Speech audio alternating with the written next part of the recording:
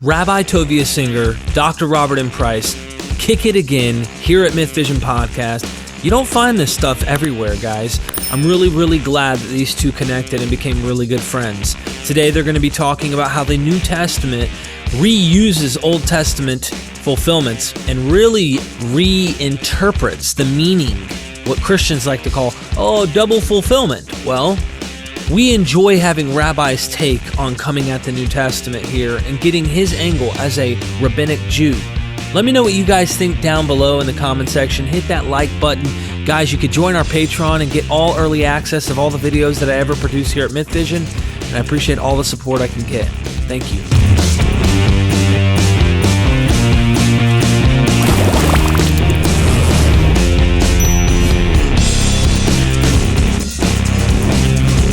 We are MythVision. Welcome back to MythVision Podcast. Dr. Robert M. Price and Rabbi Tovia Singer joining us again today. This is obviously a fantastic interview. We've had the last two interviews were amazing, literally amazing. And so I figure let's do another one. Let's talk about some of prophecies that are fabricated, obviously, in these mythological gospels. Strangely written in a way to act as though these are fulfillments of a lot of the Hebrew scriptures. And I know that you, being someone who does outreach in Judaism and constantly combating Christian apologists who are trying to convert Jews specifically, that's your mission, they're using these texts that are coming from the Hebrew Bible. And I wanted to throw a couple out there. Maybe we can rabbit trail and go from there. It's like Isaiah 53. That's a big one. The idea, the context that they're quoting comes from an entirely different historical period, and then they're like ripping it out and say double fulfillment, and they're throwing it in the New Testament. There's also some scriptures that they manipulate to mean different things you have suggested. So I'd like to get you to take us off, Rabbi. Yeah, so that's a very interesting issue. It was vital for the church to establish that Jesus is not just the Christ, but he is the fulfillment of clear prophecies in the Jewish scriptures. And fundamentalists will frequently say Jesus fulfilled hundreds of prophecies.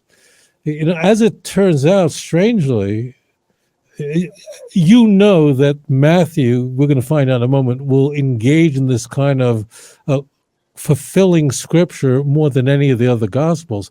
But I'm going to tell you something now, and then we're going to actually see it, that if the book of Matthew had never been written,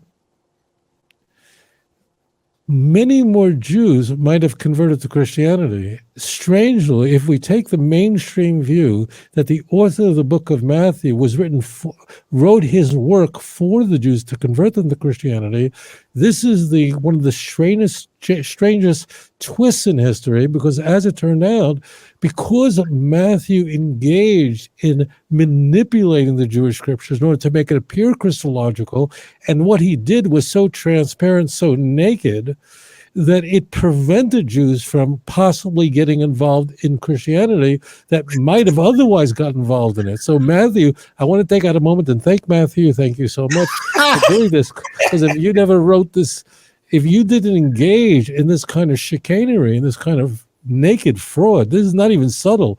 The only reason why Christians don't get this, they're not stupid. It's just they really don't read the Jewish Bible. They read 5 texts, they memorize that, and that's all they read.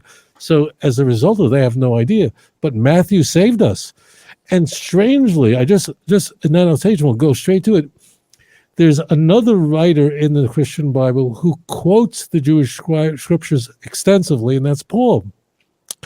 And what is striking is that although Matthew is really the great failure among the contributors to the Christian canon, because of his book and his supposed fulfillment citations prevented Jews from doing exactly what he wanted them to do, Paul, on the other hand, had the benefit of writing for a non-Jewish audience, and therefore his audience could not read Hebrew, could not had no access to Jewish scriptures, certainly not the Hebrew, couldn't detect the difference between chaff and wheat, and embrace Paul's teachings. So whereas Paul is writing for a Gentile audience, and the Gentiles went for it, they had no way of checking out Romans 10, Romans 11. It's just a nightmare. But no Gentile could know it. But Matthew, the Jews could look at and go, "Oh, this is complete nonsense. We want nothing to do with it." So yeah, so that's the subtext of what's going on here. Matthew did us a favor in a sense, because so many Jews might have joined the Christian beliefs, because obviously every religion gives some benefit to its followers, but Matthew made it implausible for any knowledgeable Jew to get involved in it. And the more knowledgeable Jew that you are, the less likely it is that you would ever get involved in Christianity. Conversely, I should say one other thing. As it turns out, this is going to be very crazy, but as it turns out, the vast majority of people who are not Jewish who convert to Judaism are Christians. And not only are they Christians, they usually, generally speaking, they're coming from the evangelical world. Generally speaking, it's the most knowledgeable Christians that are the ones who are converting to Judaism. We are living in this time where evangelicals are in this whole thing of focusing on the Jews, but that triggered a curiosity among non-Jews about Judaism. They study it, and many of them are converting. They're waiting online to get into conversion programs here in Israel. So the crazy thing is that the Jews who do become Christians are those who know nothing about the faith they've abandoned, and the Christians who converting to Judaism, by and large, are coming from the group of Christians that are the most knowledgeable, and therefore they see right through what Matthew is doing. And therefore, Matthew has benefited the Jewish people in a way that most people wouldn't imagine. It's very counterintuitive, but that's exactly what's happening now, and you'll understand how that works. Dr. Price, did you want to make a comment about that so far? I could, but I think the rabbi was about to give examples. Yeah, I can wait for them. I'm interested to hear. Well, you started off by mentioning Isaiah 53. So, as it turns out, Isaiah 53 is different than other polemical texts that Christians use, because most Christians were blown away by this. But as it turns out, Isaiah 9, 5 and 6, or 6 and 7, depending on Jewish Bible, a child shall be born to us, a son given to us, that's never quoted in the Christian Bible. That's a later development. And the writers of the New Testament knew about Isaiah 9 and Isaiah 8 because they quoted it. Matthew famously quotes it at the beginning of Jesus' ministry. He conflates it. Don't ask what he does to it. I don't want to even go into it. It's too much for this right now. But it never occurred to them that Isaiah 9, 5, and 6 could ever be applied to a divine Messiah until the 2nd century. That's what's very strange. Something we mentioned in the past, that the New Testament somehow didn't think it was important enough to mention that Psalm 22 says, "And they pierced my hands and my feet." Again, a later development. In contrast, Isaiah 53 it appears somewhat prominently. It's not as prominent as other texts, but it appears quite a few times in the New Testament. Philip converting the eunuch from Gaza, it comes up there, and what happens in Isaiah 53 is really what happens to Christians. This is why my heart goes out to them. And that is almost no Christian is reading the book of Isaiah. What's happening is instead they're given fulfillment citation communication cards where they're supposed to memorize certain verses, prophecy fulfillment. And unless it's, there are some very, very studious Christians, but very few who are ever reading the whole book of Isaiah carefully. They simply have memorized a few passages, Isaiah 7, Isaiah 9, Isaiah 53, that's the end of it. And in fact, if you ask the Christian, what does it say in Isaiah 52 or 54, they would have no idea unless they looked it up. No idea. Yeah. This is like what's like a helicopter study. Helicopters are able to just land in a certain place. And that's what Christians are doing. They're just landing in Isaiah 53. And no matter what you think about the book of Isaiah, no matter what you think, whoever wrote this prophet, whoever wrote this book, clearly anticipated that if you reading 53, you've already read 52 and 49 and 48. That means no matter what your beliefs are, it is axiomatic that the prophet thought that if you got to 53, that means you've read the chapters that introduce it, which no Christian does. So as it turns out, Isaiah 53 doesn't have the word Messiah in it. It is about a suffering servant mentioned twice at the end of 52 and in 53.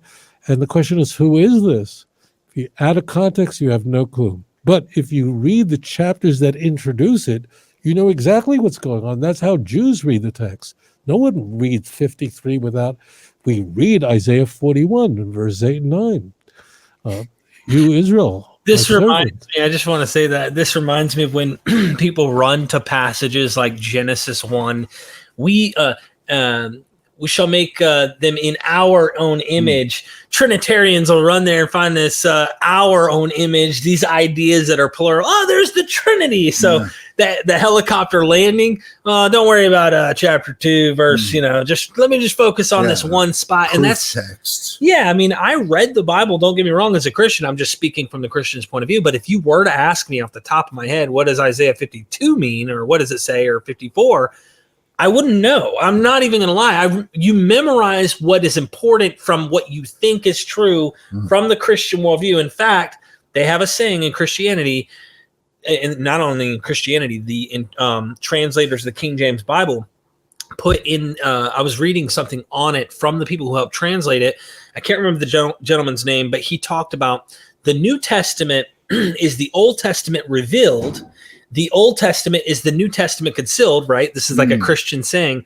And that the idea is that, pretty much you have to interpret everything through the New Testament paradigm. Their entire interpretive framework comes through the New Testament. So they're not able to see the importance of that area's context, that time, that locale, no matter what you believe. I know that you're an atheist, okay? And I know that Rabbi is a practicing Jew who's Orthodox. Regardless, you guys recognize there's context in Isaiah that is meant for a certain audience that is not the Matthean Gospels context. They might be ripping it up and using it and manipulating it and whatnot, as Rabbi's saying, or as others might say, just reusing it and don't have the molestation, intentions, as some scholars want to put. But regardless, that has its own purpose and context. And so I would love to hear the interpretation from a Jewish point of view, actually, on what is going on in Isaiah 53, because the suffering servant, goodness gracious, that gets used by the Christians to, like, Jesus suffered. Come on, you know what I mean? And most don't realize there's a context that happens in the time in which this author is trying to intend this is being written. So I'll just rattle this off quickly, not just go. But Isaiah 41, 8 and 9, these are very famous texts. Isaiah 43, verse 10 and 11. You are my witnesses, declares the Lord, my servant, which means whoever the servant is, its witnesses. In Hebrew, Atem Edai Nom Hashem Avdi Asher Bacharti. Isaiah 44, verse 1, 44, 21, 45, 4, 48, 20, 49, 3. It's all of, that's the point. That means if you read those texts, it identifies the servant as not of all the Jewish people, but the faithful remnant of the Jewish people who God will protect from all harm, and these will people who will be devoted to God. What is actually happening in Isaiah 53? It's a soliloquy, meaning the nations of the world are speaking in complete astonishment in the Messianic age. So shall he cast down many nations. Isaiah 52, verse 15. The chat break is artificial. So shall he cast out my nations. Kings will shut their mouths in astonishment because of him. For that which they had never heard, they will see, which they never considered, they'll finally witness. And they'll ask the question, who would have believed the report? Unless you know who is speaking in Isaiah 83, you really can go home. And this is not just true in Isaiah 83. If you're studying a biblical text and you have no clue who is talking, go home. You can never understand the text. So you don't know who's talking and who is he talking about. And I've done this with audiences where I ask audiences who's speaking. And sometimes the majority of my audience are Christians, and they are clueless because it's not taught to them. They're not evil. So number one, those who are speaking all the way through verse 8 are the nations of the world, and they're surprised. What are they surprised by? They're shocked because everything they had thought until this point has been disproved, has been disconfirmed, because the righteous servant is raised up above all. And they then have to make sense out of, then why the Jew hatred? Why did the Jews suffer so much? Why did the servant suffer so much? You have to remember that Christians consider, as an example, that why do the Jews suffer so much? If you ask a Christian who's being honest with you, why is it that the Jews suffer so much? They'll say, well, they suffer a lot because they reject Christ. If you think what I just said is the ranting of some Klansmen, you're making a mistake. This is every... If you, the viewer, think that what I'm saying is some like, oh, well, there's a lot of anti-Semite, you know what? That means you've never studied the church fathers. You've never studied they all said this with one voice, with the same voice. In fact, you could try this out. I didn't ask Dr. Price this, but many, many years ago, I had to buy the writings of the church fathers in volumes. And I still have it now you don't need it anymore because you go online. But in the old days, I had to study the church fathers. There was no online, and I had to have it in my personal library. Or if you go online and just find all the writing of the church fathers free, the trademark is over, copyright's over. So you just they made enough money. Is that what you're saying? Okay, it's done. It's more than you just look for the word Jew, like just all the writing of church fathers. You know, Anthony-Nicene, Nicene. Just look at the word Jew. Just search the word Jew or Jews, okay, and just see what comes up. You know, that's the kind of stuff in Canada, not in America, will get you thrown in jail. America doesn't have, you know, these kind of racist laws against hate speech. But Canada and Austria, you go to prison for this kind of stuff. All the church, right now, just take my word for it. The church fathers all saw the destruction of Jerusalem, the destruction of the Second Commonwealth, as a sign that this is what happens to the people who have rejected Christ and, worse, committed the unspeakable crime of deicide. So if that is the case, if the nations of the world attribute the striking suffering of the Jew to his unwillingness to accept the gods and of their people, what do you do then in the Messianic age when the nations realize that all this time the Jews were correct?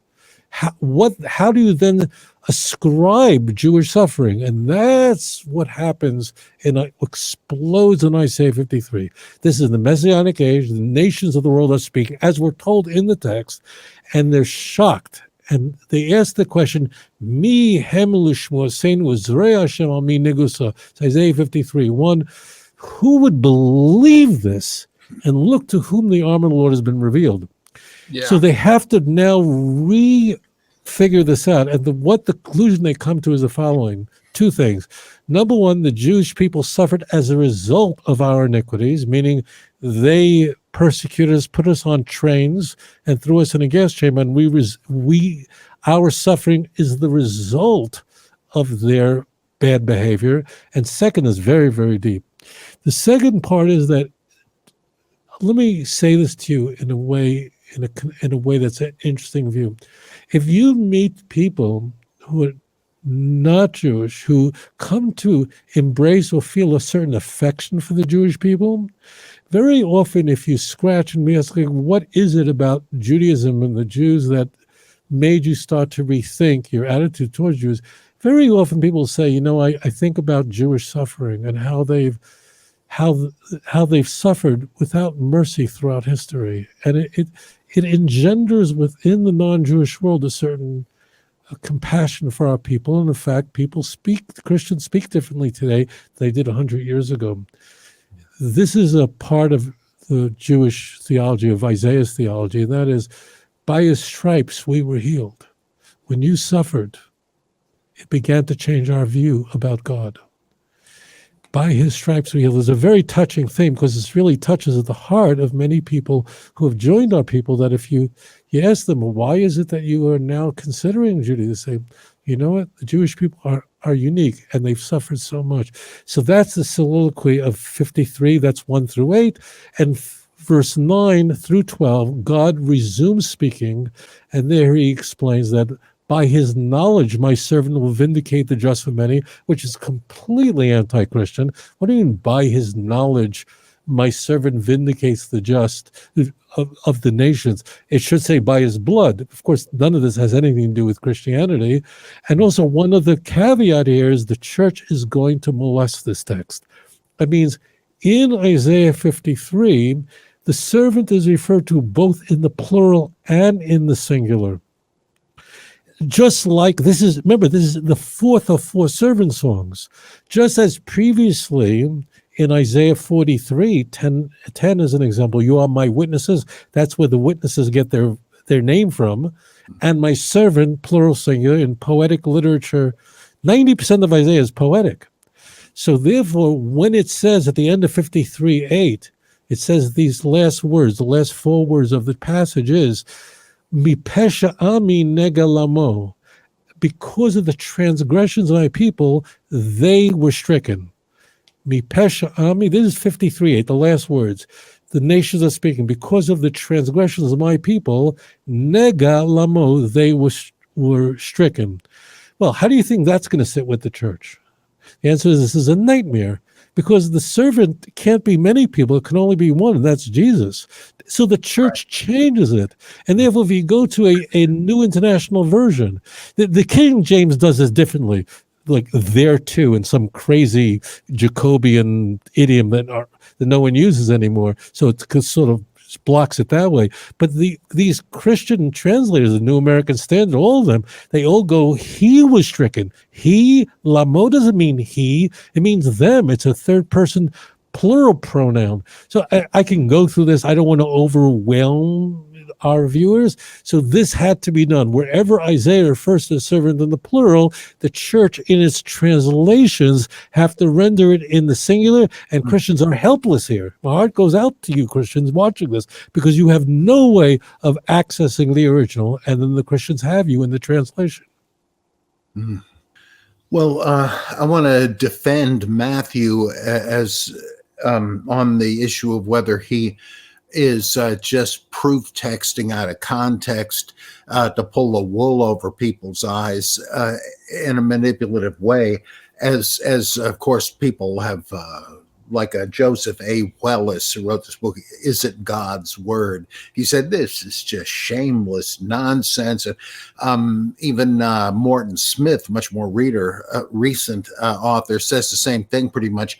I can't help thinking of what Christer Stendahl and others have said about the Dead Sea Scrolls, especially the Habakkuk Pesher, where it seems like they had this idea that, yeah, we know what it originally meant. And these, of course, in the Dead Sea Scrolls, they're usually thought to be sectarian Jews, not Christians.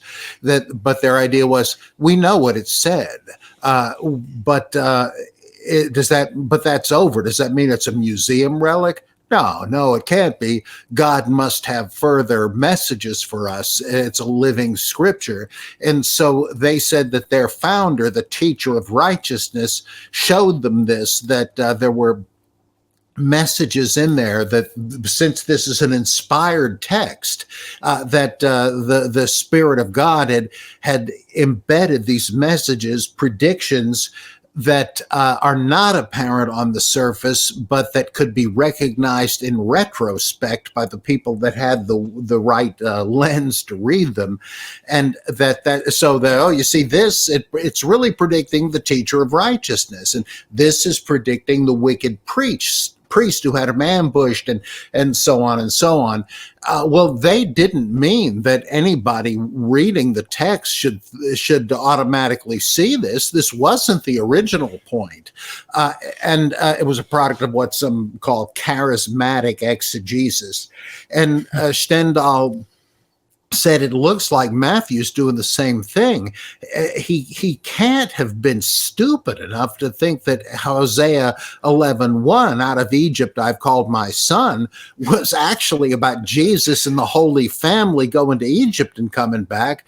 He must have zeroed in on my son. I bet that's a hidden prediction of Jesus. So he and his family must have gone to Egypt and came back. Or Isaiah 7:14, the maiden or whatever shall conceive and bring forth a son and all that. He must have known, especially compared with chapter 8, where there's the same thing all over again. And it's Isaiah's talking about his own children. He must have known that. But he's saying that there's this hidden significance that we now see. So if that is the case, and I think that works with most of those citations, he's not trying to prove it to outsiders, as I always read, but rather he's saying, we Christians know this. Pretty impressive, huh? But that's not quite the same thing as in Luke, for instance, in Luke 24, where Luke seems to assume that any idiot reading the law, the prophets, and the Psalms should have seen that Jesus was predicted here. And of course, he gives no specifics, so it's easy to say. But Matthew seems to me to be doing what the Dead Sea Scrolls writers did, this Pesher interpretation, that on the surface, yeah, of course, we know what it meant, but the scribe trained for the kingdom of heaven in Matthew 13, he's like a householder who brings forth from his treasury goods old and new. He knows what it used to mean and what it now means. And so I think that's very likely what's happening, that he isn't just trying to pull a fast one. I mean, that's believable. That's plausible, because who could check him out? Like you say, what access did anybody have? You know, you couldn't go into the local hostelry and find a Gideon Bible in the drawer. You wouldn't have your own copy to check. So I can see that. That's plausible. But it seems to me that what Matthew is doing is following the rules of some sectarian Jews of his day. And to their credit, two evangelical scholars that I know of, probably more, Gordon Fee, who was a teacher of mine at Gordon Conwell Seminary, and Richard Longenecker, they both said, that seems to be what they're doing. Now, that doesn't mean we can do it. That's an ancient system. It was part of their culture. But in terms of what we think is going on interpreting the Bible, that's not legitimate anymore. We can't pretend we're just directly inspired by the Spirit. And it's uncontrollable. Like, this is Luther's point with rejecting allegorizing. He said, if you can do this, the Bible can mean anything and everything, and if that is so, it means nothing in particular.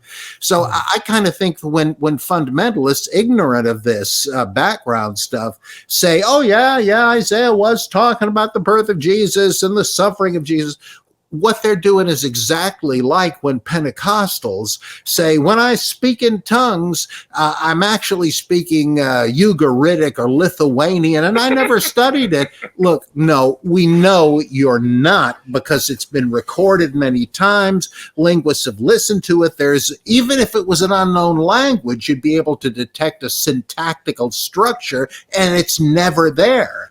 But does that mean they're just charlatans or idiots? No, they don't understand that it's an old, venerable, ancient practice to indulge in glossolalia. It's like words cannot contain the praise I want to give to God, so shambalagasi, the language of angels, as 1 Corinthians 13 says. You don't have to go with this stupid, mistaken understanding of what you're doing. It's quite legitimate. You're making it seem ridiculous. And I think in the same way, it's a failure to see that Matthew's doing what the Dead Sea Scrolls guys were doing, that makes him look like a charlatan when perhaps he wasn't, at least not in that respect.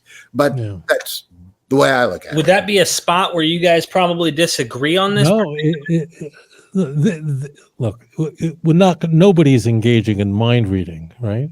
Right. I mean, no one's capable of mind reading, and there's no doubt that everyone present, we're tapping into our own mind and soul and go, I would never do something so grotesque. Certainly and that's how we assess people just in general. And then we're really surprised when we encounter bad faith actors. And in a courtroom, when criminals are charged and have sentenced, then their past behavior or other behavior comes up in the sentencing. What should the sentencing be? So if Matthew was pearly white and didn't engage in this grotesque anti-Jewish rhetoric and making up stories about the Jews saying his blood be upon us and our children, and a ridiculous story about Pontius Pilate's wife, and that Pontius Pilate was some flimsy personality you could be persuaded by those Jews. So maybe then I would go, but we're dealing with a bad faith actor because we could see everything else, whoever wrote this text, whoever else wrote the M source, that it's hard to be charitable to such a person. But I think but this is all in mind reading, but what I want to do is something that I'm sure Dr. Price knows very, very well, because this is the clear point. This is the point. This is the chicanery of the evangelical fundamentalists. See, they're playing a bait and switch. They're playing a shell game. When you meet a missionary, what they tell you, you're going to know this, they will tell you that I can prove to you from the Jewish scriptures that Jesus is the promised Jewish Messiah. That's what they're going to say. I am not setting up a straw man and toppling it. The difference between me and the evangelicals is I use a steel man approach. I always present the evangelical position from the strongest, most vigorous way. They are claiming that if you read the Bible, the Hebrew Bible, Jesus is bouncing off every page. He is clearly prophesied there, and it's impossible. Not only that, then they start the mathematics. If you do every prophecy, he did 300, that's 8 to the 10 trillionth times to the 40th power, and like this. And I was watching a guy on YouTube, and I was going, oh, this man needs help. So it's so ridiculous. He came out. How many people were born in Bethlehem and rode a donkey? Nobody. This is the most impossible thing in the world. The other thing also, to do this, you see the behavior of whoever wrote Matthew, and as an example, you see the way he manipulated the text of the grand entry into Jerusalem, the triumphal entry into Jerusalem, where he takes Zechariah 9:9 and he misreads it. There's a parallelism in Isaiah with Zechariah where it's referring to one animal, but just the way the text is written, it could be misread as two animals if you're not familiar with just the way these prophets wrote. So Matthew literally just changed the story and has Jesus coming into Jerusalem on two animals, and it's very clear that you just compare to Luke, Mark, he just changed it. So whoever did this is a bad faith actor. He went to the text, he read it as two animals, and then rewrote the story to match his bad reading of the text. It's hard to be charitable to such a person, but we're all gauging in mind reading. But practically today, the fundamentalists are saying that if you read your Bible, Jesus clearly prophesies in the Old Testament. And how could Isaiah, written 700 years earlier, how could Jeremiah, written 500 years earlier than Christ, how could they possibly have known? So they're not doing that. Then you say, well, let's take a look at these supposed fulfillments. Let's take a look at Isaiah chapter 7, verse 14. Let's take a look at Micah chapter 5, a nightmare. And then they come, well, I didn't mean it like that, but there's a Pesha and there's a secondary, a Midrash. I said, wait, that's not what you sold me on. Your sales pitch is that it's clear in the Jewish Bible, prophecies about Jesus. Then when I look it up, all I discover is just what I would discover in any criminal activity, and that's someone trying to wipe up all the fingerprints using bleach. That's what they do in the translations. That's not what you told me. Don't give me Pesha answers. Don't tell me they're using some midrashic and so on. And what's even more astonishing is that who is making these arguments today? They're not Roman Catholic. These are the sola scriptura guys. That means they're Protestants today. So therefore, this argument doesn't even work, because according to the Protestants today, it's true the Catholic Church once behaved this way, but largely the Catholic Church is not engaged in Jewish evangelism. They're just trying to do damage control of the problems. They have other problems there. Yeah. But it's all the evangelicals. These are the people who say sola scriptura.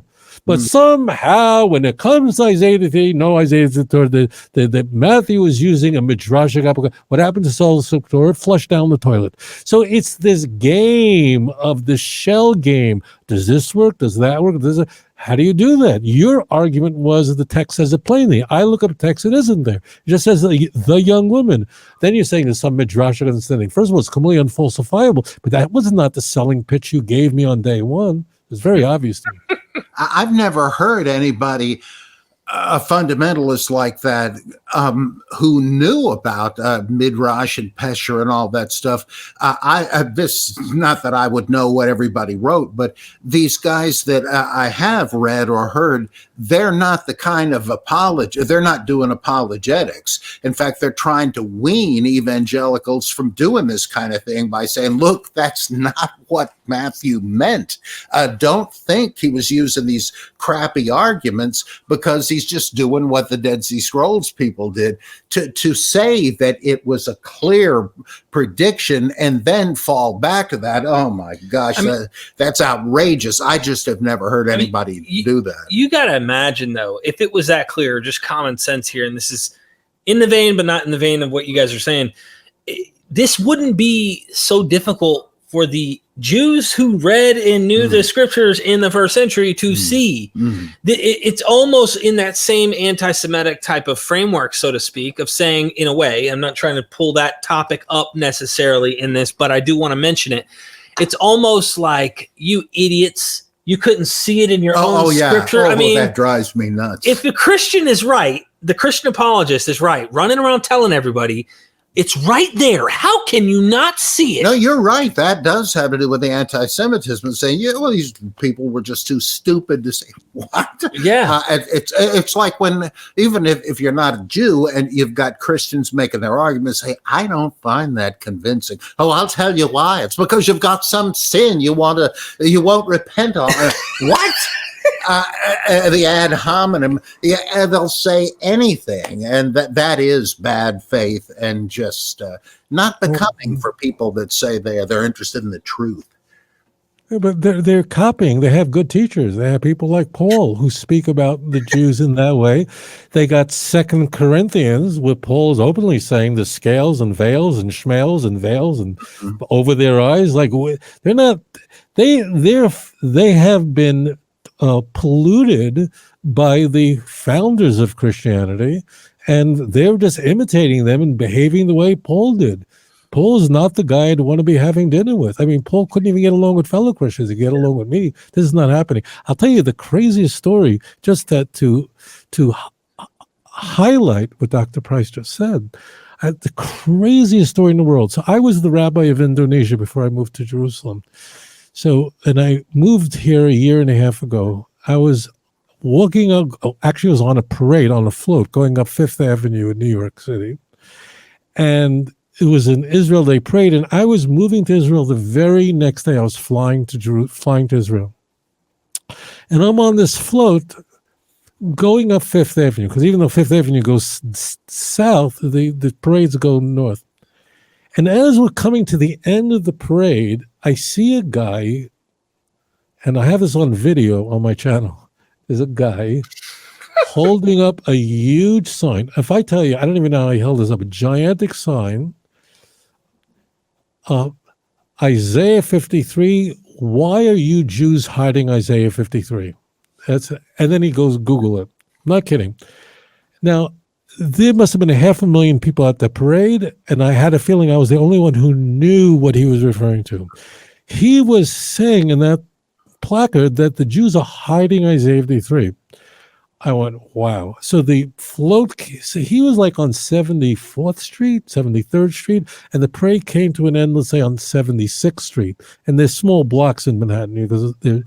So I jumped off the float, got on the street, took my cell phone, put it on video, and I ran over to him just because it wasn't a far walk to go back to this guy who's holding up this. It's just amazing that people would like attack the Jews at a parade that there are 500,000 Jews. Like I don't know what's with them. So I went over to him. I said, "Oh, very nice sign you have there." And I asked him, so the Jews are hiding Isaiah 53. Yeah. So I asked him, do me a favor, tell me what it says in Isaiah 52. He started cursing me. He says, I have to look it up. I said, look it up. But 53, you do know what it says. Yeah. What is 74? I don't know. I have to look it up. And then he just goes into a credit. It turns out he says he's working for Jews for Jesus. So I said, this is exactly what's happening. The Jews aren't hiding Isaiah 53. It's the Christians that are hiding Isaiah 52 and 54. They're hiding. It's everything is the opposite. It's just reversed. We don't hide anything. When we study Isaiah, we start with Isaiah chapter 1 and we end with 66. We don't do helicopter landings in the middle of a book. You're the one who's hiding the rest of the Bible and burying even Isaiah 83 by not revealing the Hebrew language to your Christian children who are going to school. You're hiding it, not the Jews. So this just brings out the point that Dr. Price just made. Can I ask, just in your interpretation here of Isaiah 53, the suffering servant, this is Israel, if I'm not mistaken. Correct me. This is the people of God. Okay, this is not an individual man like Jesus, even though it's been interpreted that way through Pesher and all that kind of stuff by different people, various different people. I just want to point that out because that is the point, and you bring it up so well. You guys articulated that great. I used to think the same thing. Once you know the story, or the stories of the New Testament, really Christians are taught it's like a single story, even though it's, different books and stuff. Once you have that, then you go headhunting. You go headhunting into the Old Testament looking for your landing pads to land your aircraft. And I used to do this, and I'd go find stuff. And, man, you can do it all throughout the Psalms. I mean, you can find things, and I bet you there's stuff that we could probably go look and find that church fathers probably never hit to create a connection in our minds that, this fits to Jesus or this fits to Paul or somehow. I got a guy too, Rabbi. I don't know. This is off topic a little, but I want to ask your thoughts. There is a Jewish scholar, if I'm not mistaken, I think he's a Jewish scholar, who said that Paul was prophesied, Shaul was prophesied to be someone who would come, he's a trickster, that this is in the Hebrew scriptures and that he's never been disproven about this, but that Paul was prophesied long before he would come as Saul or Shaul, Shaul, if I'm not mistaken. I can't remember the name of the guy. I'll probably have to get back with you if you haven't heard this. I just wanted to know, have you ever heard of that he was going to come and like trick people and stuff? No, I've never heard that. I'll have to send it to you. I think I have, but I can't think of where I've heard it. I'll have to forward you the email. Maybe that'll be a topic. Now there is the famous Deuteronomy chapter 7, but I wouldn't never say as a religious Jew that's specifically referring to Paul. You have Deuteronomy 13 begins by telling us about a prophet or dreamer of dreams that shows you miracles, signs, and wonders. And he says, follow other gods you didn't know. Do not follow that prophet or dreamer of dreams. I'm only testing you. And then it tells you about your brother, the son of your mother. I mean, it's one of the illusions that only a mother transmits Jewish identity, who tries to seduce you. So you have, that would be the context where logically, but I don't, I've never heard that before. Yeah, I think that there's a reference to Paul even in the Apocalypse of John in chapter 2, when it's talking about those who teach you to not follow the law, but also to act with sexual immorality, all that kind of stuff. Could be Balaam, so-called. Yep. So I think it's funny how even Messianic versions of Christianity that were Jewish didn't like Paul. So you got to imagine, like, Orthodox Pharisaic Jews weren't fond of the Messianic, kinds that were there, but even they can't get along with Paul. Like, Paul's just, Paul's doing his own thing. Anyway, Isaiah 53 is the big one, obviously. So let's talk about a couple other ones. You brought up Isaiah 14. Is it 7:14? Sorry, 7:14. That's where the number came up. That was my secret Pesheristic thinking. No, I'm just kidding. But no, what's going on here? Like, can you take us through what the apologists are saying and what does it mean, obviously, in its context, Oh, this is like a no-brainer. So first we'll talk about Matthew 1:23, Matthew's infancy story, and we have two of them. But as we would expect, Matthew is always, this is to fulfill. That Matthew is insisting that Jesus' miraculous conception is not just an accident or something striking, but it's a fulfillment of what it says in Isaiah, that it says in the prophets, that behold, and this is the way it reads in Matthew, behold, a virgin shall conceive, and they shall call his name Emmanuel, which means God is with us. That's totally just blew up the text. Because when we go back to Isaiah 7:14, everything is different. The important word is virgin, isn't there? There's only one way to say virgin in Hebrew, in both biblical and modern Hebrew, that's betulah. And in case someone thinks, well, Isaiah was Victorian and he didn't want to use such words like virgin, big mistake. Virginity was very important to the prophets of the Jewish people. And the word betulah, I don't remember the number, but it's going to be close. The word virgin appears in Tanakh a little less than 150 times. I don't remember the number, but whatever it is, it's way, way up there. The text says in Alma, behold, the young woman is with a child. She's already pregnant. It's not something that's going to happen in the future. Mm-hmm. And what is the Matthew, you can see, changes the article from a definite article to an indefinite article. Matthew says she will call his name Emmanuel. Matthew says they will call his name Emmanuel. That's how Matthew 1:23 says. But the Hebrew in Isaiah says, V'karashim Emmanuel, she, meaning the mother, will call him Emmanuel. Matthew has to change that as well, because Mary never calls Jesus Emmanuel. In fact, she's instructed in the Annunciation to call him Jesus and not Emmanuel never comes. So he changes that. I mean, there's just so much altered. But what is happening in Isaiah 7 is that there's a civil war. At the time, the northern kingdom of Israel was separated from Judah, from the southern kingdom, a split that occurred after the death of King Solomon. And the northern kingdom had allied itself with Syria, with Damascus, because they did not want the southern kingdom to ally itself with the Assyrian Empire. Very big distinction. So what happens is that Judea, the southern kingdom, is surrounded by two enemies who are looking to destroy the Davidic dynasty, which was the king at the time was Achaz, who's really a very wicked guy, perhaps the worst Davidic king in history, because he never even repents like Manasseh. And Isaiah comes to him with his wife and with another child, Shar-Yashuv, to tell him when these two kingdoms will be destroyed. They will not succeed. And he says that, behold, the young woman, pointing, that's like a point. It's a definite article. That was extracted, that was removed, that was excoriated, that was just blown out by Matthew. The young woman is with the child. She's already pregnant. It's not a future prophecy. And she will have a son, and she will call his name Emmanuel. Now, what's happening is, and then it continues, butter and honey will the child eat when it knows to reject bad and choose good, because before the child knows to reject evil and choose good, these two enemies, meaning the northern kingdom and Syria, will be destroyed, will be vanquished.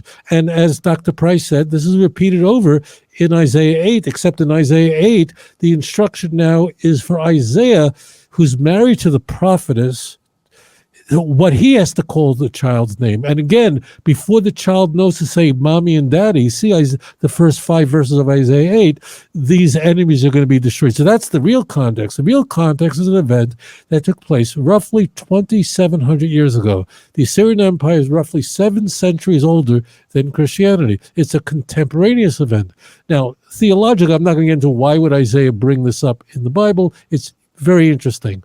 But the key is that the context would make no sense. I mean, imagine Isaiah trying to comfort Ahaz, the Davidic king, who's under siege, and say, hey, buddy, You got nothing to worry about. I know things look pretty grim right now with 2 kingdoms surrounding Jerusalem. Sit back, relax, throw up your feet and throw off your shoes because I got to talk to you. You have nothing to worry about. Yeah, it looks terrible right now. You got Damascus and the northern kingdom. They're ready to destroy you. But listen up, buddy. Pull out a Cuban. I got some news for you. Let's get out of Cuba and a pina colada. We got some talking to do here. It's all going to be just fine. Really? How's that? How do you figure? It looks pretty grim right now. It's all going to be good. Why is that? Because in 700 years from now, in 700 years, don't worry, 700 years, that's it. What is that? 700 years ago, there's a lady, she's going to be a virgin, and then she's going to have a baby boy. And before that baby boy knows the difference between good and evil, these 2 kings who are right now want to kill you, they're going to be vanquished. So the guy will ask Isaiah, are you on heroin or are you on crack? Like, which drug are you on? Are you taking propofol intravenously? Are you like, what kind of marijuana are you smoking? So this is so insane. The context is so insane because how could Jesus' birth be of any comfort to a man living 700 years earlier surrounded by 2 kings? And who then are these 2 kings that Isaiah refers to in time of Jesus? And when exactly did Jesus mature could say mommy and daddy? I thought he didn't have a daddy. This is so ridiculous. But as I said, as Dr. Price said, Christians don't know that. They just land in Isaiah 7:4. They have no clue what the context is. How does this coming up? Run! No! Get to the chopper! Who's speaking? Who's not speaking? And therefore, people just wind up in the church like that. I'll bet you a fundamentalist apologist could say, well, we know Isaiah miraculously extended the lifespan of Hezekiah, so maybe he made sure that this king would live for another 700 or 800 years. Yeah. I think it's funny, though. I really, really do, because what you pointed out just now, Rabbi, and I'm sure you would agree here, Price, is that they're not just landing in Isaiah 7. They're landing on a very small piece in Isaiah 7. They're not borrowing the 2 kings from the north. They're not using, they're literally being this small, tiny little, all right, there's a young woman, it might mean virgin, it might mean young woman, let's take it. It's like, what? So I think anybody can perform this. Anyone can create a New Testament or a newer New Testament. I'd love to see you do it. And anyone can do this, by the way. So if you just have a good enough imagination and if you can borrow from certain other stories and text, use some of the contemporaneous stuff that's going on in current day affairs, you can start your own movement. And the New Testament is the blueprint. So anyway, I'm just saying. What do you think of the Bible code? You remember that from the 90s? People said, well, if you take every 18 and a half letter and run them together, you're going to get a prediction of so-and-so. That's kind of like the Dead Sea Scrolls. Yeah, so, that was done. I have an article on my website debunking that, and I at the time I wrote the article, I had the Reverend Sung Young Moon coming up all over the book of Jeremiah. I mean, you can the Jewish Bible is just enormous. I don't think people realize the scope of, we're dealing with nearly 24,000 passages. I mean, in comparison to Christian Bibles, I think something about 7,000. I mean, it's just huge, and you come up with anything. And in fact, there are Christians that did that. Do you know that following that, there was a book called Theomatics? Yeah, by some basketball player. Yeah. Right. So there was a book. See, this is why I'm interested, because I could talk to Dr. Price. So there's a book where they try to use the Greek to do this, but they said you could be off by one number and then you could do anything. The Jewish Bible is just so large that if you want, you could throw in anything and come up with anything. You could, because it's so enormous. You could take, and people have done this with the New York Times, and you just take a New York Times and you could pop up with anything. If you allow the sequencing to have as much distance as you want between one letter and another character, well, then you can spell out anything you want to. And it's always after the fact they say, oh, the code is in the text. Well, why couldn't you tell us about 9/11 before? That would have been really helpful. Like, because they came out after 9/11 and say, oh, it's all there, the Twin Towers and all there. And I go, really? But why are you coming out with this after it? I mean, if you came out with this before 9/11, it might have been a little helpful for us to check the passengers getting on the flight in Newark and in Boston. So, I don't, I'm very suspicious of this stuff. So, okay, so I have to ask one more really good one, because we can go on and on and on and on and on and on and on passages that are kind of hijacked, but I want to get like common ones. I figure would be good to get one more really good one. What is a really good one other than Isaiah 53 and Isaiah 7:14 that you hear Christians always come at you with, Rabbi? And I'd like to get you to comment on it, have you, Dr. Price, comment on it, and we can wrap up the show on this. It's like, I say this, I feel like a mosquito in a nudist colony. I don't know where to start. Psalm 22. No, we already touched on that, true. So we gotta avoid the one. I mean, look, very, very famously. I mean, we can probably do so many shows on this, but very famously, Micah 5. Let's go there too. Because that's a big one. That we talked about that we alluded to that in the previous show. The context is, for some mysterious reason, the Magi and their magic star that has a GPS system has to stop off at Herod's palace. And just for those who didn't watch that broadcast, the reason why that's preposterous is that the star they're following, somehow once they're told by the Jews Bethlehem, the star goes, oh, I know exactly where the house is, and stops right over the house. So the star knows, you don't need it. And the Herod part is really, in my view, it was inserted in order to ratchet up the behavior of Jews in comparison to non-Jews. The Jews want to kill the baby and will wipe out an entire city of children, whereas the non-Jews are worshiping the little child savior. But so what they're told, what the Magi are told in Matthew chapter 2 is that they're told that the Messiah is to be born in Bethlehem. And if you go to Matthew 2, verse 6, it quotes the text. And I use that word quote in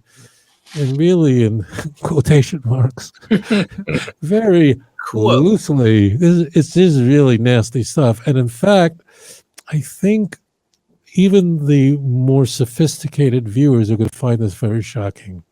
This is something that people don't notice, and it's a mind blower. So the text in Micah, Micha was a prophet who lived in the Assyrian Empire 2,700 years ago. He was a contemporary of Isaiah, Hosea, and Amos. So he's talking about the birthplace of King David. First, I'll explain it. And he's talking about that the Messiah is a descendant of King David, which is very important. The name David appears in the Jewish Bible more frequently than any other name, Moses included, well over 1,000 times. Yeah, so wow is right. So Micha is telling us that the connection that the Messiah is going to have to King David is that in fact King David is born in Bethlehem, and the Messiah is the descendant of the one born in Bethlehem. Now, of course, we know that Bethlehem is the birthplace of King David. 1 Samuel 17:58. It's all over the place. So in Matthew 2, verse 6, the text would read something, but you, Bethlehem in Judea, you're by no means the least among the rulers of Judah, for out of you will come a ruler. Now, what it says in Hebrew at the end is 4 Hebrew words, because this is really a quote from Micah 5:2. One caveat, in the Hebrew Bible, it's Micah 5:1. The text reads, U'mitzaysav mikeda mimei olam. This is very important. The original text says, U'mitzaysav, which means, and his going forth. That means, how is the relationship between the Messiah and Bethlehem? So U'mitzaysav, which means it's going forth. It comes out of Mikeda. Mikeda means from early days, from ancient times, me'olam, from the earliest times, meaning going back to King David. Now, that can't sit in Matthew. There's no way that his origins are from old and from ancient times can ever be in Matthew 2:6. Why? Because that ending tells us that the connection between the Messiah and Bethlehem is not that the Messiah is born in Bethlehem, but it's from a much earlier time than the Messiah, namely King David. So what does our good friend, the author of Matthew, I love Matthew. What would I ever do without him? So what does he do? He takes out his mouse, he selects in the words from his going forth is from early days, from ancient times. So you have white letters on a blue background. He deletes it and he writes instead, what? And he will be a shepherd of my people Israel. He'll be, that's what it says in Matthew 2:6. Please, I tell you, if you look it up yourself, you won't believe me. And you can use your same King James. Go look at Matthew 2:6 and compare it to Micah 5:2, and you can see that I didn't sneak into your house and stick this in there. He literally surgically removed the words from, and his going forth is from ancient times, from early days. And he instead put in, he'll be a shepherd of Israel. Where did you get a shepherd of Israel? How'd you stick it in there? Because he had to remove the offending part of the passage, interpolate something that isn't there in order to create a Matthew machination text that doesn't exist. That's from Planet Matthew. That's what we're talking about here. And this is like, could you believe it? I think that most of the viewers are going to be going with the Bible and going, oh my God, I can't believe this. And the Septuagint won't rescue the church on this one. That means, or the King James won't rescue you on this, because it says that in my, except they changed, we make head them to days of eternity to try to say the Messiah is forever. It's a complete mistranslation of Mimei Olam, but that's a different issue. But how do you take out words and put in words? That's a complete scam. Dr. Price. What do you think of the Oxford Jewish Annotated Bible? The Oxford Jewish Annotated Bible? The Jewish Study Bible, it's called. It's got all manner of footnotes and references to textual variants and so on. I never heard of a Jewish Study Bible. Yeah, I think that maybe it's the Oxford Jewish Study Bible. I've never played that. I should say that Hebrew is, when I study in Hebrew, so that maybe something that I've not heard of, but I've never heard of that. One word of caution, I should say this, that later more liberal Christians do correct this and do in their annotation. There are Christian, I don't want everyone to think that every Christian Bible and translator engages in this chicanery. If you go to the New English Bible, the NEB, with the Oxford annotation, I think Metzger was the editor on that. Correct me if I'm wrong. RSV for Metzger. The RSV for Metzger. C.H. Dodd with the NEB. So they both will point this out in their annotation. Metzger, the New Revised Standard Version, does translate Matthew, Isaiah 7:14 as "Behold the young woman." The young woman. They do correct that, but I'm not familiar with the Jewish Annotated Bible. Yeah, I'll have to send you the link or something. I think that's the title, but I could be wrong. Going senile and. Yeah. I just think it's interesting that where Rabbi's coming from versus what we are looking at when we look at it critically. We're kind of both looking at it critically. That's why we have a lot of common ground here. We're looking at it critically. To see them, hopscotching with verses and ideas and context and creating narratives and such. That's what we're seeing. That's what he's seeing. It's obvious. The interesting perception that Rabbi brings to the table is what I find so valuable about this, because I never thought ill intentions in that manner of anti-Semitism and things like that. You know what I mean? Or even a slap in the face. Let's say someone wants to come on and go, I don't agree with Rabbi on the anti-Semitism all the way through. Either way, you could see how it would create such a thing, because if it was one Jewish group talking about, the leadership at the time or whatever, I've heard that argument where people try to divorce well, not all Jews. It's not talking about all Jews. It's talking about these specific ones. Either way, look at what it's done. Look at the whole thing. It doesn't give any positive. And I try to tell this to our good full preterist buddies and the IO guys and all that. They talk about the New Testament is fulfilling all things that were prophesied to come to happen. And this is full preterism. It all happened. Tell me, in what manner did Israel really get redeemed? In what manner did 70 AD bring about what you say it is, salvation to Israel? If anything, it literally is doing the opposite. So how are you saying that 70 AD is a fulfillment of the destruction of Israel and Jerusalem? How in the world does that work in your thinking? I didn't know they said that. I thought they were just talking about Christian redemption and all of that. Though I don't know how that would fit that. Yeah, they believe that judgment, of course, comes in 70, but with judgment. I want to, if I may, I want to blow a question past Dr. Price for a moment. Please. And it's a question I've never asked anyone.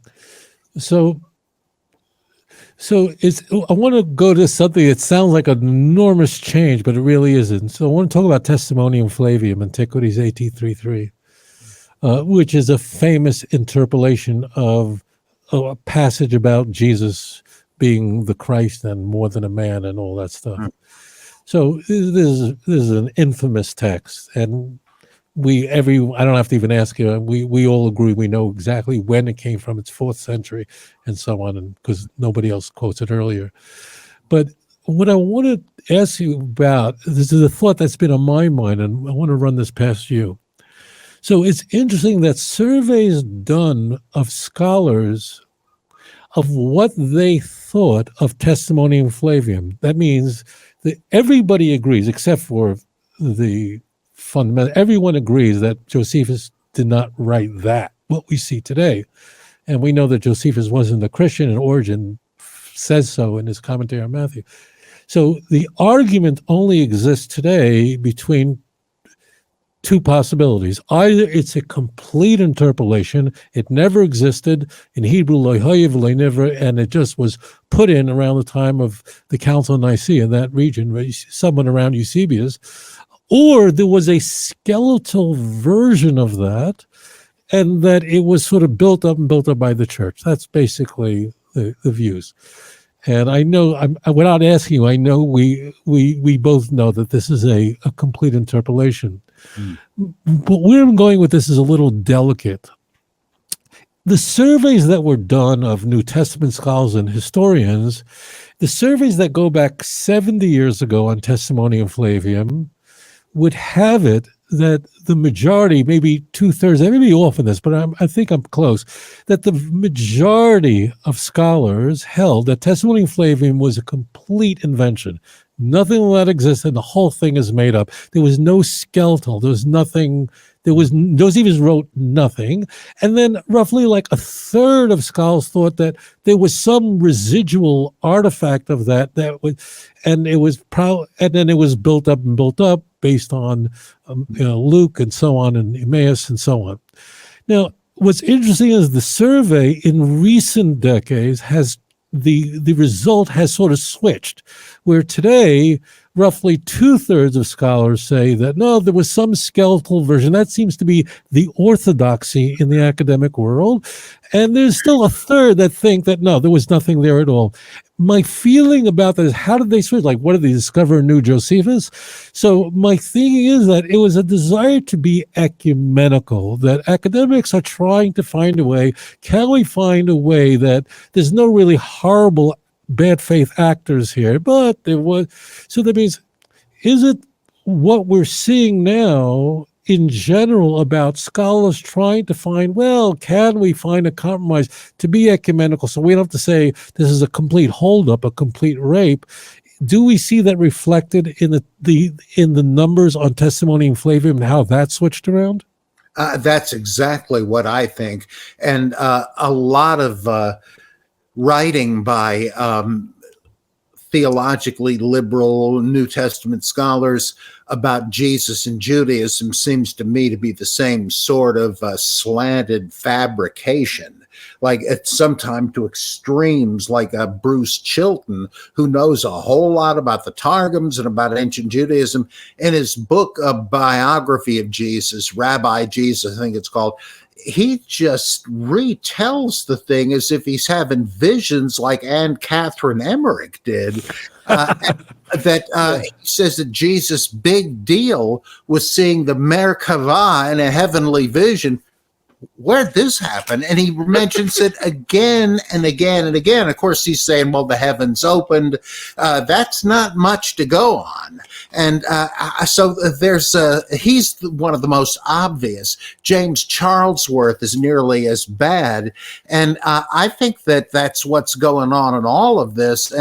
And it's so funny that despite some really killer arguments, at least one of which you referred to, between the testimonium, as I call it, flimsianum, and Luke 24, and a study on the grammar of that passage compared to the Pilate references before and afterward, shows that it's changed so that, like in all the other ones, Pilate is the subject of sentences and he drives the narrative. But in this,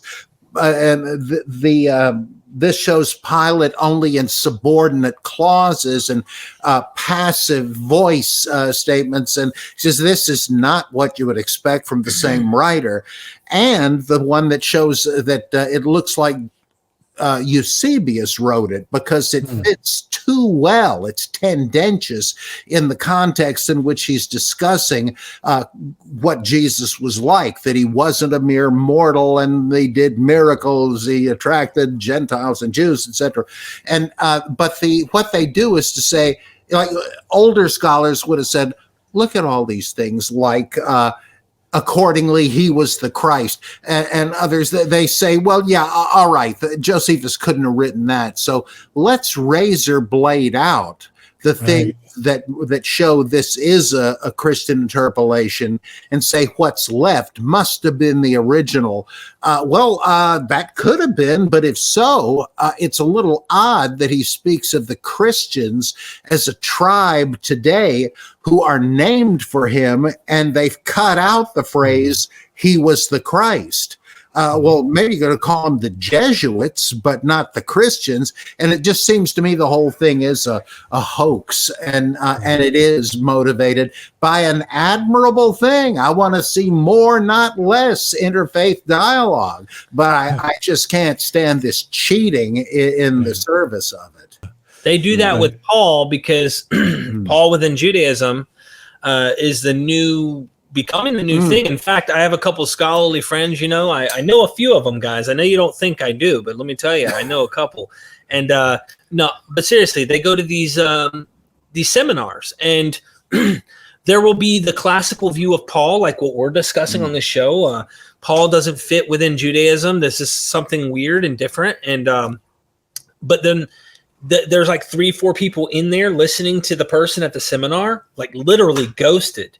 But then someone like Paula Fredrickson, really, brilliant scholars, don't get me wrong, but Paula Fredrickson, other people within the Paul in Judaism school, the place, you got to stand up. There's no more seats to listen to them speak about this Paul within Judaism thing.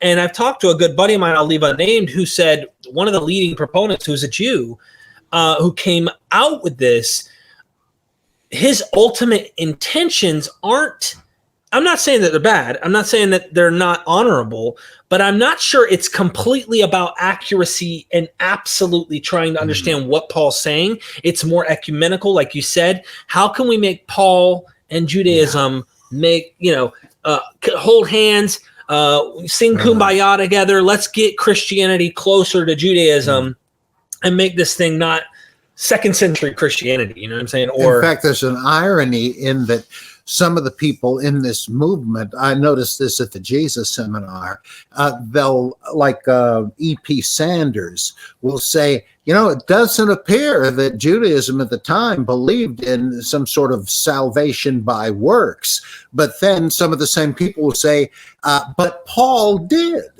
that by grace, in faith, he meant just non-Torah observance for Gentiles. And so you're kind of arguing at cross purposes, though the motive is the same, to bring them together. And you're saying, well, okay, Jews didn't believe in works, but Paul did. Well, now how are you going to get them back together? Right. But it's obvious what's going on. I don't know how. I don't understand. You know, I confess to you, I watch some of these scholars. You know, I try to stay with, you know, reading text, but when I read, I go, what are they reading? Like, Paul is addressing Jews on a number of occasions and includes himself when he says the law is over. Even in Galatians, he self-includes. In Romans 7, famous chapter, he's speaking to Jews, he ain't speaking to Gentiles. He's speaking to his fellow brethren. Yeah, he tells them if a woman is married and her husband dies, she is no longer bound by the marriage. She is free. And then Paul says something which I think reveals that Paul was definitely couldn't possibly be a Pharisee, in the same chapter, where he says something very striking. Doesn't Paula Fredrickson say that only Paul wrote to Gentiles or something like that?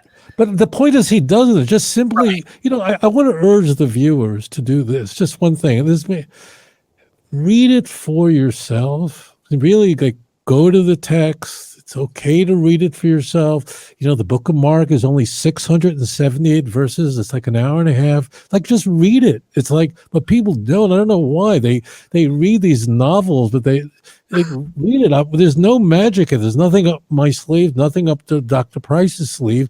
You just go back to the primary sources, read it for yourself. Another point here about Paul, which is part of this, is that if you grew up as an Orthodox Jew, as a Pharisaic Jew, that's all you know. That's all I knew growing up. I'm learning Hebrew before I learned English. That's your world. Your Torah, your observance, your relationship to God is everything. There is no other world. And it was very important to us to keep the outside world out where it belongs. Now, Paul says this very interesting thing in Romans 7, after urging Jews not to keep the law. He says something very interesting. He says, it's in Romans 7, 9, I don't know in front of me, it's right about there. He says that before he knew about the law, so he didn't know he was sinning, and I'm paraphrasing here, and I only realized that I was under the condemnation of the law when I learned the law. When did that happen? That means if you're really saying you're a Pharisee of Pharisees and you grew up in a religious Jewish home, there's no point you don't know what it says in the Torah that you shall not keep Shabbos, and then I didn't know there was a law about kosher rules. So that's why I'm saying to you, the viewer, don't be afraid. You know, just read it for yourself. Paul is speaking to Jews. Like, read the book of Romans. It's not difficult to understand. It's weavy, but you can get it. It's not really complicated what Paul's saying. But Paul is saying there was a point in his life that he didn't know about the law, and the law brought a curse into his life when he discovered that he was a sinner. And we can only speculate what that sin was that Paul was so tortured of, because Paul clearly was a tortured soul. And what sin was it? What was it about Paul, in his own estimation, made himself so unredeemable? I mean, that's another topic. But if he was a Pharisee, there's no point where you don't know about the law and then, there's the law. Oh, that means I'm a sinner. That is a dead giveaway that Paul wasn't a Pharisee, because that could have never happened. You know about the Torah when you're 3 years old. You know, don't do this on Shabbos. This isn't kosher. You can't do this on the Sabbath day, and you can't speak about someone else. So this is why I say to people, just read the text yourself. It's in there. This is not... there's no magic going on here. Just going to the original text. Amen. Sounds like, like you said, Paul may have not been a fish in water, you know? Yeah, the Ebionite belief that he was a failed convert to Judaism. and he just couldn't handle it, and left, and to take revenge on it, decided to start a new religion. And that at least would, I mean, it sort of sounds like polemical slander, but it does kind of fit with this idea of the law as a burden. Who would say that? Or Peter in Acts 15, we've never been able to bear this load.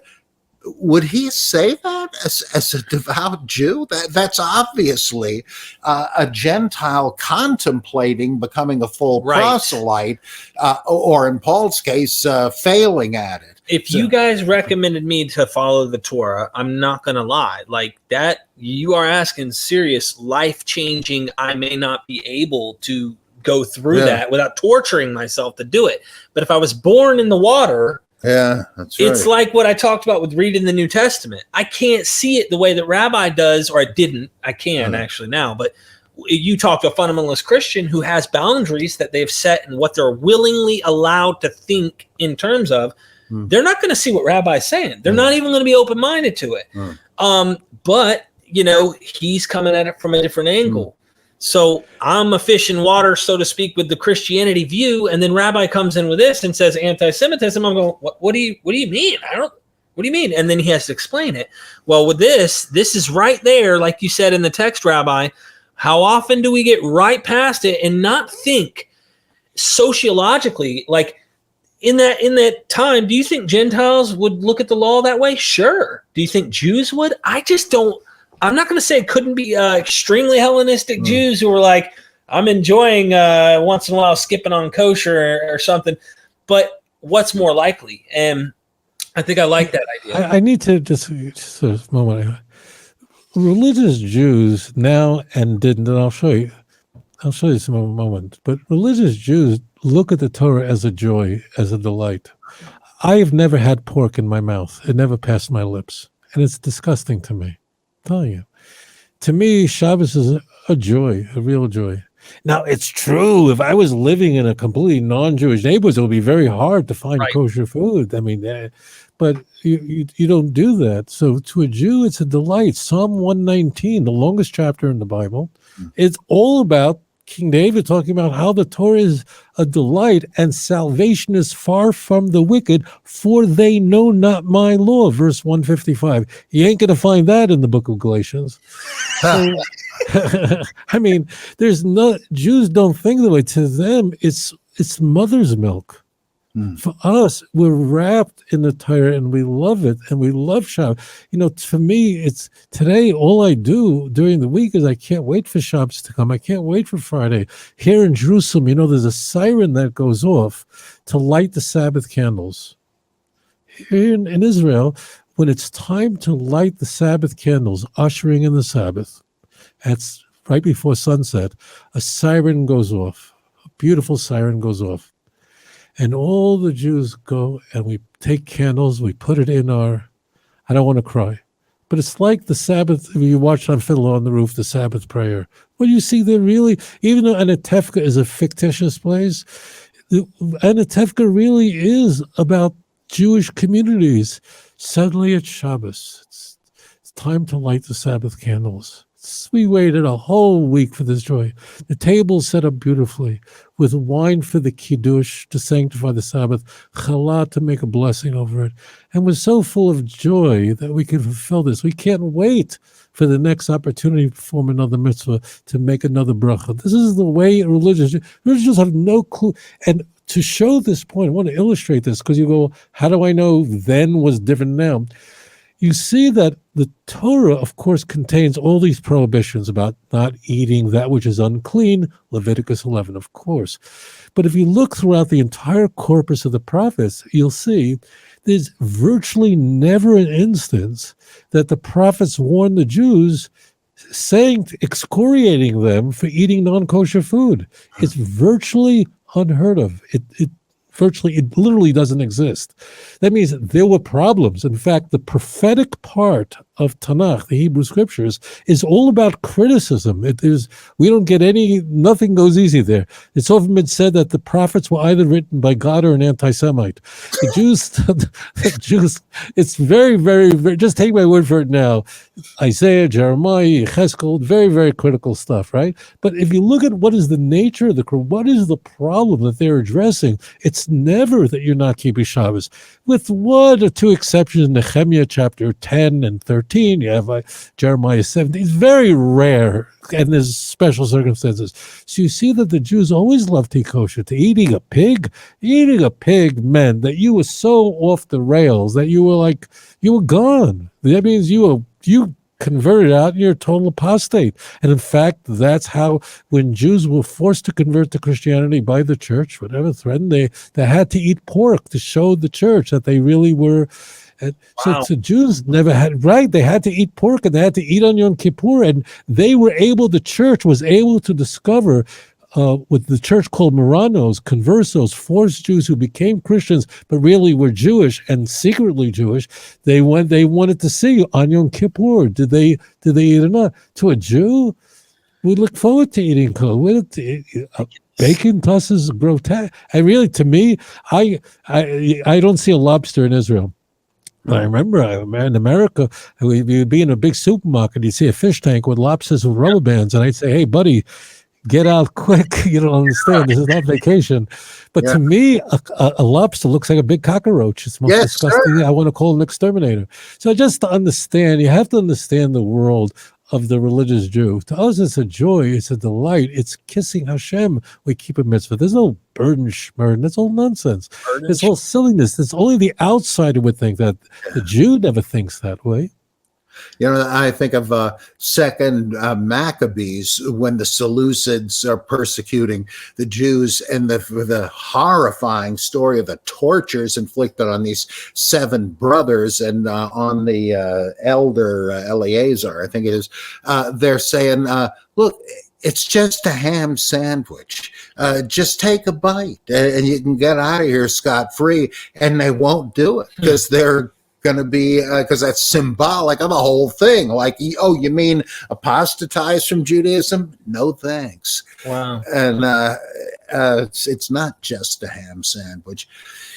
I saw this thing on the Long Search, a PBS series where the reporter went around to different spots in the world and interviewed people in different religions. And one thing that really sticks in my mind, they're in Israel, and I don't know if he's a rabbi or just a devout Jew, period, but he's in his home, and it's the Sabbath.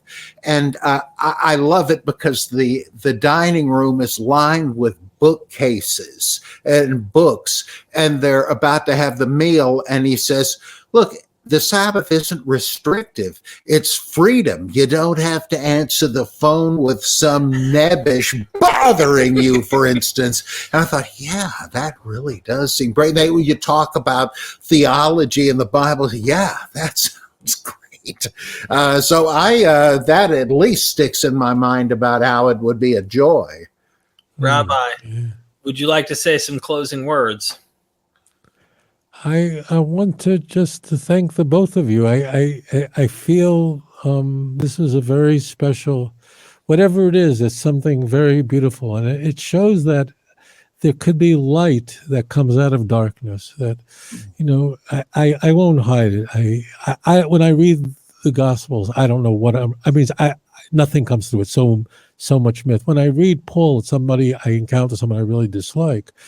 But sometimes you can be in a place of darkness, and the literature of Paul is certainly a very dark place, but from it, light could emerge. And let's hope that from this discussion that light emerges from a very dark place. It's a real joy to spend this time with Dr. Price and with Derek, and I look forward to future broadcasts studying it. To the viewer, don't be afraid to go back to the original. Go back to the original text. Enjoy it. It's really quite a delight. Thank you. Dr. Price? Amen. I can only reiterate the same thing. It's just a great pleasure and a great honor. Well, we admit that we always are a pleasure to be able to spend this time with the King of the Jews. I can tell you that much for sure. And seriously, there's a good friendship here, and that friendship means a lot. I always feel heart, felt and warm when we have these conversations, and I want to continue to have more of these. So I really do appreciate that. Thank you. Shalom. Yeah. Don't forget, guys, you want to go to heaven? Check it out. And don't forget this. We are MythVision. I sincerely hope you enjoyed this, ladies and gentlemen. Make sure you guys join the Patreon to help MythVision grow and continue bringing you content like this. Like the video. Tell me what you think about it down below, and subscribe and hit that bell. Check out Dr. Robert M. Price's Patreon, as well as outreachjudaism.org. Love you guys.